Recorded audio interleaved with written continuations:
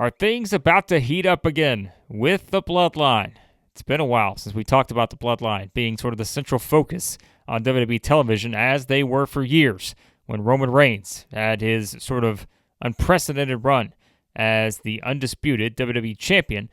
And then, of course, he lost that title to Cody Rhodes at WrestleMania 40. From there, things went off the rails, as you did have Solo Sikoa take the reins of this new rogue version of the Bloodline. That culminated in Survivor Series War Games last year. We had the OGs versus Solo's version, which of course included Jacob Fatu.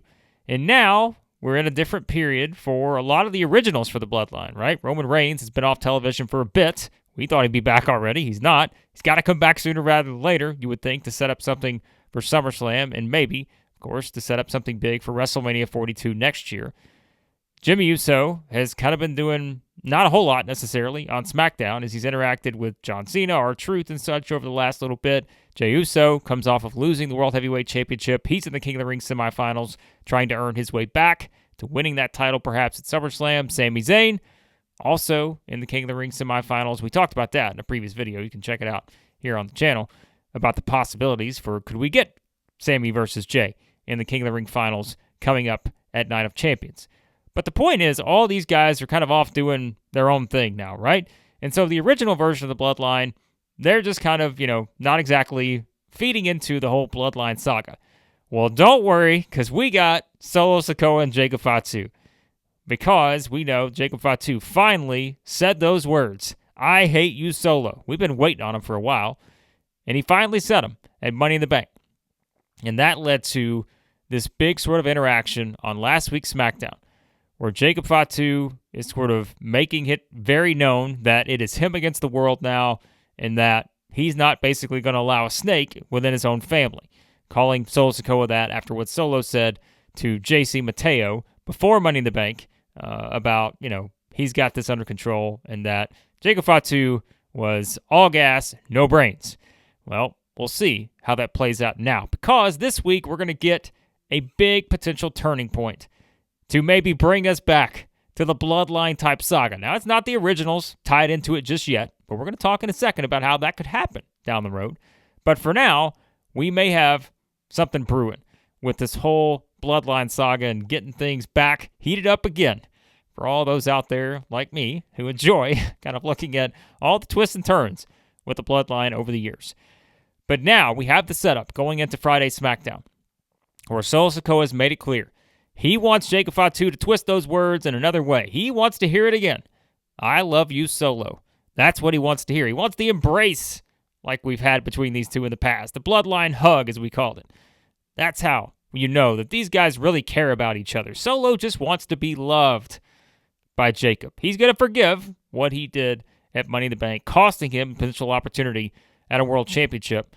But now he has to hear those words. "I love you, Solo." Now, we all know going into this, the likelihood of Jacob Fatu saying, "I love you, Solo" again is very low.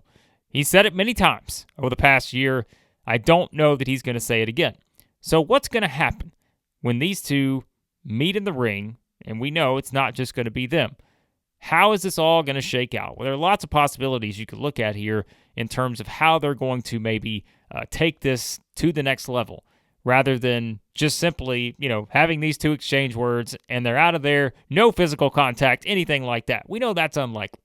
So what's going to happen? Well, last week, before SmackDown, there was a big debut, literally, as it was Hikuleo, who we talked about has been signed with WWE for, a year now.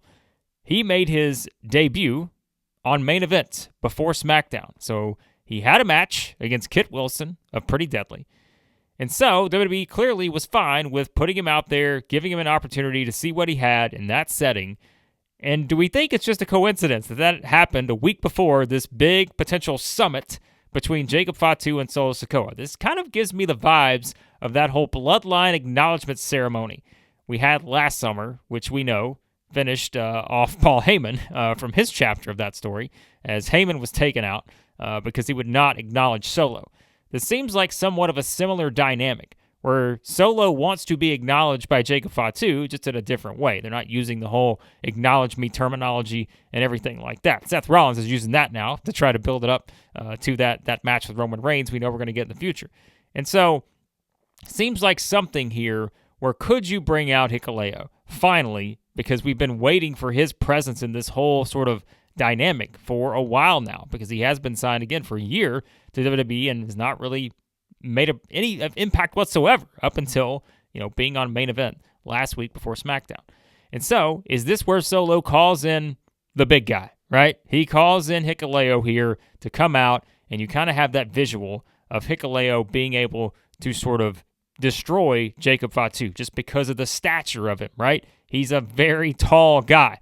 And so, do you have that be something where he comes out, and again, I don't know if he's going to be, depending on what role they decide to use him in. I don't know if you're going to have Hikuleo wrestling every single week on SmackDown, but to have him as sort of the new and bigger enforcer for Solo Sikoa. We know JC Mateo is there now. He was rocking the very interesting sunglasses or whatever those things were last week on SmackDown. He will be there with those, I would hope.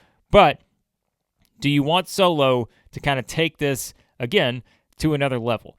And if you do, that is going to heat this thing back up because, yes, Solo has JC Mateo, and Jacob Fatu really has no backup right now, right? So you could also be like, well, why does he need Hikuleo? Could Hikuleo join Jacob Fatu? Could that be something where you have these two now paired off? So again, that's another kind of scenario that could play out where you have Jacob Fatu and Hikuleo against Solo and JC Mateo. But remember, you still have the Tongans out there.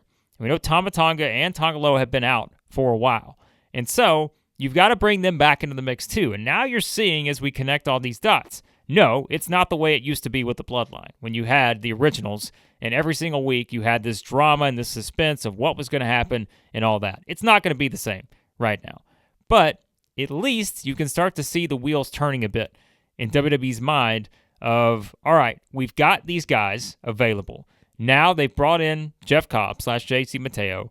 You've got Hikuleo, who all of a sudden just pops up last week, which again, I don't think is a coincidence. You've got not all the way to the point of where Jacob Fatu and Solo Sikoa are just trying to destroy each other yet. You just had Jacob Fatu perhaps make a lapse in judgment at Money in the Bank. And now Solo is going to try to forgive him, right? So they're putting these initial things in place to really heat this thing up to where, who knows, right? I mean, this could once again be something where you do a blow-off match at Survivor Series coming up in several months where you have a certain part of, this family on one side and you got the other family on the other side. And that's where I'm curious to see how this dynamic plays out and who goes where, right? Where does Hikuleo go? Where do the Tongans go? Is it as simple as Solo, JC Mateo, and Hikuleo against Jacob Fatu and the Tongans? Could that be the way they play this thing out? What's interesting, too, to think about is that if our expectation is that Jey Uso is not going to be immediately sort of thrust back into the world title picture, which he could if he were to beat Cody Rhodes and then win the King of the Ring, because then he'll have a guaranteed world title shot at Gunther or Goldberg, I guess, although I don't see that happening. That could be a possibility. But if you're also wondering, well, what's Jey going to do after that? If he gets beat in the King of the Ring semifinals, if he loses in the King of the Ring, what's next for Jey Uso? Well, could we get back to the Usos once again forming? And if that happens, could they factor into this somehow? As again, you've got, once the Tongans return, you still have that match out there. You could do the Usos versus the Tongans. You could have Jey and Jimmy perhaps align with a Jacob Fatu, which would be kind of fascinating, I think. There are lots of ways you can still go about this, and the reason why is very simple. It's the thing we've always kind of laughed about. There are so many members of the Bloodline that you can keep this thing going for another 50 years.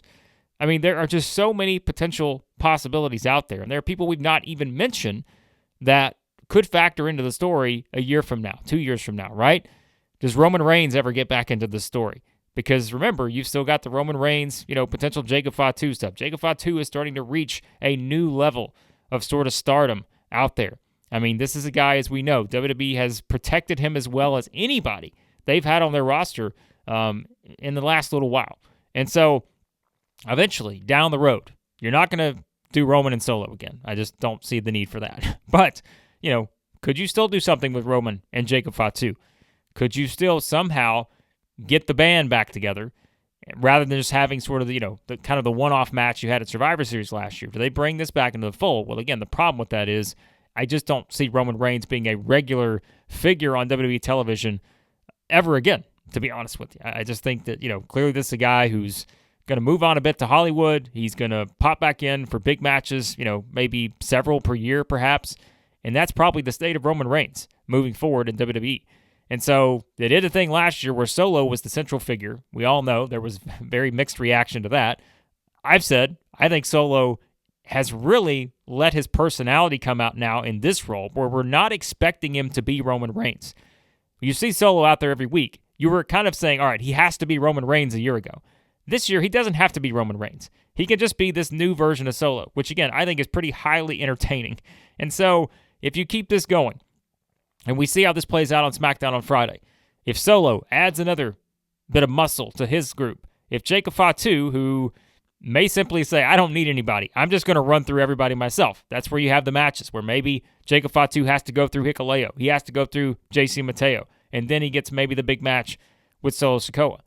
Or again, maybe they do a bit of the swerve, have Hikuleo join Jacob Fatu, but at that point, I'm like, I don't know. That could be a hard sell to make Solo and JC Mateo feel like they can really, take down a Jacob Fatu and this huge giant in Hikuleo. So there are lots, like I said, options to go here. But the exciting part, at least for me, is that we are probably going to get a bit of a new twist here in the Bloodline saga. Like I mentioned, it's not going to be what it was with Roman Reigns and the Usos and Sami Zayn and Paul Heyman. It's not ever going to probably be like that again. We can look back fondly on those memories, but this is at least something where you can tell WWE may be tapping back into the Bloodline lineage here to tell the story with Jacob Fatu and Solo Sikoa, which we know will eventually be a big one-on-one match between these two at some point in the near future. Maybe that is something at SummerSlam, which we kind of thought was the direction they were heading in. That's a big match, 2-night SummerSlam. You could do that and then kind of have that big blow-off there between those two, but maybe it does kind of carry forward given all the pieces you now have in place with this roster of Bloodline members, and we'll see how that plays out on SmackDown on Friday. I would expect a big segment here. I would expect something, again, significant to kind of keep this thing going and heat it back up again to see what more we can get out of the Bloodline saga. You guys let me know what you think. What are your predictions for how this is going to play out on SmackDown between Jacob Fatu and Solo Sikoa? What does Hikuleo do? What do the Tongans do when they return? How do you see this story playing out? Always appreciate your feedback. Hit that subscribe button, hit the like button as well, and give me your predictions for what's next as the Bloodline saga returns.